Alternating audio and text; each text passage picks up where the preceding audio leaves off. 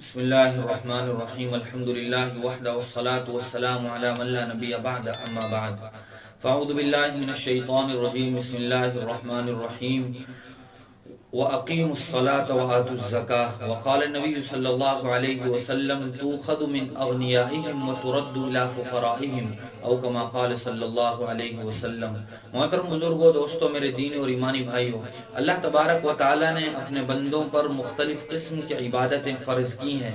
بعض کا تعلق انسانی جسم سے ہے جن کو ہم جسمانی عبادت کہتے ہیں جیسے نماز ہے۔ بعض عبادتوں کا تعلق مال سے ہیں جن کو ہم مالی عبادت کہتے ہیں جیسے زکوٰۃ ہے۔ بعض عبادتیں ایسی ہیں جن کا تعلق جسم سے بھی ہے اور مال سے بھی ہے جیسے حج ہے۔ ہماری آج کی اس گفتگو کا موضوع مال عبادت یعنی زکوٰۃ ہے۔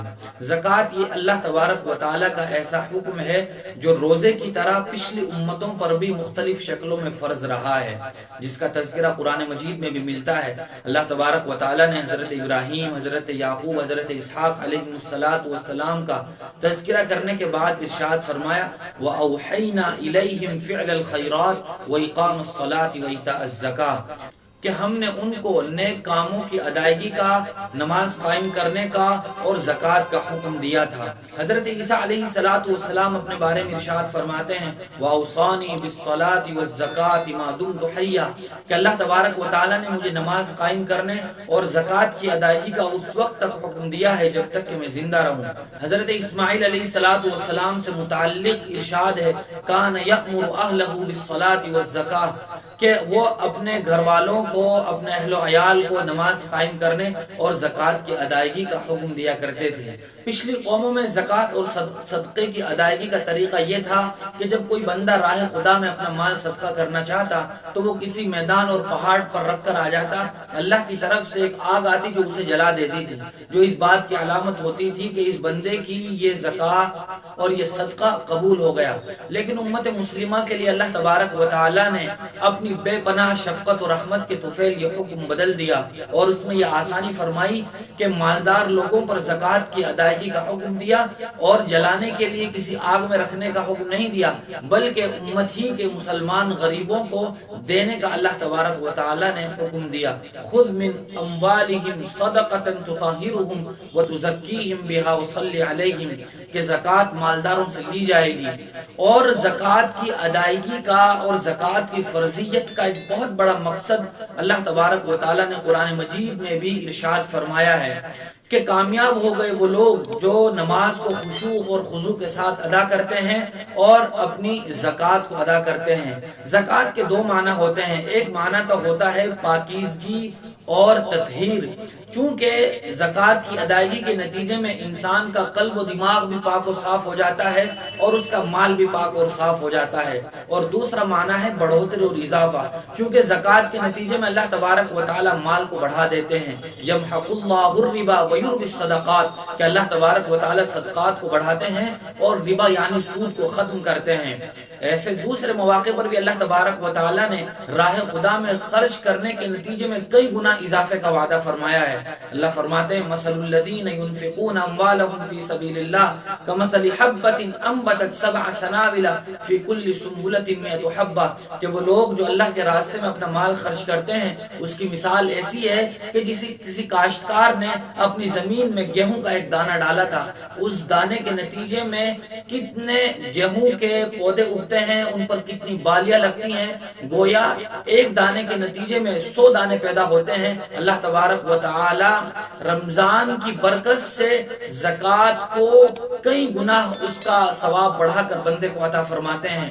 رمضان میں چونکہ ہر عمل کا بدلہ اور ہر عمل کی جزا کئی گنا بڑھ کر ملتی ہے، اس لیے جو بندہ رمضان المبارک میں زکوٰۃ ادا کرتا ہے تو اس کا ثواب بھی اسے کئی گنا ملتا ہے۔ اللہ تبارک و تعالی فرماتے ہیں ھدی ورحمۃ للمحسنین الذین یقیمون الصلاۃ ویؤتون الزکاۃ وہم بالآخرۃ هم یوقنون کہ ہدایت اور رحمت ہے ان لوگوں کے لیے جو نماز قائم کرتے ہیں اور زکوٰۃ ادا کرتے ہیں. اولئک علی ھدی من ربہم واولئک ھم المفلحون. یہی وہ لوگ ہیں جو اپنے رب کی ہدایت پر ہیں اور کامیاب ہیں. ایک دوسرے موقع پر اللہ تبارک و تعالی نے فرمایا انما یعمر مساجد اللہ من آمن باللہ والیوم الآخر واقام الصلاۃ وآتی الزکاۃ. کہ اللہ کے گھر کو تو وہ لوگ آباد کرتے ہیں جو نماز قائم کرتے ہیں اور زکوٰۃ دیتے ہیں. اسی طرح اللہ تبارک و تعالی نے قرآن مجید میں متعدد مقامات پر زکوٰۃ سے متعلق حکم نازل فرمایا ہے. اقیموا الصلاۃ وآتوا الزکاۃ ہم بار بار قرآن مجید میں پڑھتے ہیں، جس کا یہی مطلب ہے کہ نماز کو قائم کیا جائے اور زکوٰۃ کی ادائیگی کا اہتمام کیا جائے. جناب نبی کریم صلی اللہ علیہ وسلم نے بھی اپنی احادیث میں کثرت کے ساتھ زکوٰۃ سے متعلق ادائیگی کا حکم دیا ہے اور اس کے دنیاوی اور اخروی فوائد اور منافع بیان فرمائے ہیں. جناب نبی کریم صلی اللہ علیہ وسلم کا ارشاد ہے تؤخذ من اغنیائہم وترد الی فقرائہم کہ زکوٰۃ مسلمان مالداروں سے لی جائے گی اور مسلمان غریبوں کو دی جائے گی. اور زکوٰۃ یہ اپنے مسلمان غریب بھائیوں کے ساتھ ہمدردی اور خیرخواہی کا ایک بہت بڑا وسیلہ ہے. جناب نبی کریم صلی اللہ علیہ وسلم نے ارشاد فرمایا واللہ فی عون العبد ما کان العبد فی عون اخیہ کہ جو بندہ اللہ کے بندوں کی خیرخواہی میں لگا رہتا ہے تو اللہ تبارک و تعالی کی مددیں اور نصرتیں اس بندے کے ساتھ ہوتی ہیں. اسی طرح ایک حدیث میں آپ صلی اللہ علیہ وسلم نے ارشاد فرمایا کہ قیامت کے دن اللہ تبارک و تعالی اپنے بندے سے کہیں گے اے میرے بندے میں بیمار تھا تم نے میری عیادت نہیں کی. وہ بندہ کہے گا کہ انت رب العالمین آپ تو دونوں جہاں کے پالنہار ہیں آپ کیسے بیمار ہو سکتے ہیں. تو اللہ تبارک و تعالی فرمائیں گے میرا فلاں بندہ بیمار تھا آپ نے اس کی عیادت نہیں کی. پھر اللہ فرمائیں گے میرے بندے میں بھوکا تھا تو نے میری دستگیری نہیں کی مجھے کھانا نہیں دیا. وہ بندہ پھر کہے گا کہ یا اللہ آپ کے بھوکے ہونے کا کیا مطلب. تو اللہ تبارک و تعالی فرمائیں گے میرا فلاں بندہ بھوکا تھا آپ نے اسے کھانا نہیں دیا. اسی طرح اللہ تبارک و تعالیٰ فرمائیں گے میرے بندے میں پیاسا تھا تم نے مجھے سیراب نہیں کیا مجھے پانی نہیں دیا. پھر وہی بات ہوگی. اس حدیث سے اس بات کا اندازہ لگایا جا سکتا ہے کہ اللہ تبارک و تعالیٰ لوگوں کو اس امر کی طرف متوجہ کر رہے ہیں کہ میرے ضرورت مند بندوں کا خیال رکھا جائے، یتیم بچوں کا خیال رکھا جائے، بیوہ عورتوں کا خیال رکھا جائے، بے کسوں بے سہارا اور ضرورت مند محتاجوں غریبوں اور مسکینوں کی دستگیری کی جائے. اللہ تبارک و تعالیٰ نے کثرت کے ساتھ قرآن مجید میں جا وجہ خرچ کرنے کا حکم دیا ہے اور ساتھ ساتھ میں فرمایا وَمِمَّا رَزَقْنَاهُمْ يُنْفِقُونَ کہ ہم نے جو کچھ تمہیں عطا کیا ہے اس میں سے خرچ کرنا ہے. گویا بندے کے پاس جو کچھ بھی مال ہے اس پورے مال کا اصل مالک حقیقی اللہ تبارک و تعالیٰ ہے. ہم اس مال کے عارضی طور پر نگہبان ہیں. ہمارے لیے ضروری ہے کہ ہم اللہ کے منشاء اور مرضی کے مطابق ہی اس مال کو استعمال کریں. اگر ہم اللہ کی مرضی کا خیال رکھتے ہیں تو یہ مال ہمارے لیے دونوں جہاں میں نجات کا ذریعہ ہے. لیکن اگر ہم مال کو اللہ کی نامرضی اور اللہ کی ناراضگی کے لیے استعمال کرتے ہیں تو یہ مال پھر ہمارے لیے وبال جان ہے. اللہ تبارک و تعالیٰ قرآن مجید میں ارشاد فرماتے ہیں والذین یکنزون الذهب والفضة ولا ينفقونها في سبیل اللہ فبشرهم بعذاب علیم کہ جو لوگ مال کو جمع کر کے رکھتے ہیں راہ خدا میں خرچ نہیں کرتے تو ایسے لوگوں کو دردناک عذاب کی خوشخبری سنا دیجئے. یوم یحمى علیہا فی نار جہنم فتقوی بها جباہهم وجنوبهم وظہورهم ھذا ما کنزتم لانفسکم فذوقوا ما کنتم تکنزون. اللہ فرماتے ہیں کہ ایسے لوگوں کے مال کو جہنم میں تپایا جائے گا پھر ان کی پیشانی کو ان کے پہلوؤں کو اور ان کی پیٹھ کو تپایا جائے گا اور کہا جائے گا ھذا ما کنزتم لانفسکم فذوقوا ما کنتم تکنزون. یہی وہ مال ہے جس کو تم دنیا میں اکٹھا کر کے رکھا کرتے تھے.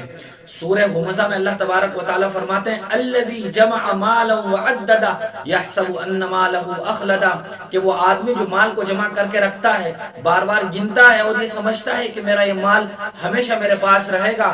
کلا لینبذن فی الحطمہ وما ادراک ما الحطمہ نار اللہ الموقدہ ایک سخت دہکتی ہوئی اور تپتی ہوئی آگ میں ایسے بندوں کو ڈال دیا جائے گا جو بہت ہی خوفناک اور ہولناک ہوگی. جناب نبی کریم صلی اللہ علیہ وسلم نے نے اپنی ایک حدیث میں ارشاد فرمایا ہے من آتاہ اللہ مالا فلم یؤدی زکاتہ مثل له مالہ یوم القیامت شجاعا اقرع له ذبیبتان یطوقہ یوم القیامہ ثم یقول انا مالک انا کنزک، کہ جس آدمی کو اللہ تبارک و تعالی نے مال دیا اور اس نے اس کی زکوٰۃ ادا نہیں کی تو قیامت کے دن ایسے آدمی کی گردن میں ایک گنجا سانپ ڈال دیا جائے گا، اور پھر وہ سانپ اس بندے کی بانچیں پکڑ پکڑ کر کہے گا کہ میں ہوں تیرا مال، میں ہوں وہ تیرا خزانہ جو تو نے دنیا میں جمع کر رکھا تھا اور اس کی زکوٰۃ ادا نہیں کی تھی۔ پھر جناب نبی کریم صلی اللہ علیہ وسلم نے وہ آیت تلاوت فرمائی لا يحسبن الذين يبخلون بما آتاهم الله من فضله، کہ جن لوگوں کو اللہ نے مال دیا ہے وہ اس مال میں بخل سے کام لیتے ہیں تو وہ مال قیامت کے دن ان کے گلوں کا توق بن جائے گا۔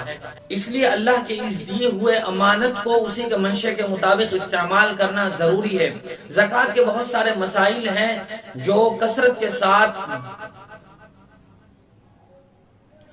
زکوٰۃ کے بہت سارے مسائل ہیں جنہیں جان کر ہمیں زکوٰۃ کی ادائیگی کا اہتمام کرنا چاہیے۔ رمضان المبارک اور آج کل کا یہ دور جس کی وجہ سے بہت سارے لوگ بے روزگاری کا شکار ہو گئے ہیں، غربت اور افلاس میں ہیں، ان لوگوں کی مدد کا اور نصرت کا زکوٰۃ ایک بہت بڑا ذریعہ ہے۔ اس لیے ہم ایسے موقع پر خصوصی طور پر اپنے پڑوس میں، رشتہ داروں میں، اپنے دوست و احباب میں اور مسلمان بھائیوں میں ایسے آدمیوں کو تلاش کر کر کے زکوٰۃ کی ادائیگی کا اہتمام کریں جو مستحق ہیں۔ اللہ تبارک و تعالی مجھے بھی اور آپ کو بھی عمل کی توفیق نصیب فرمائے۔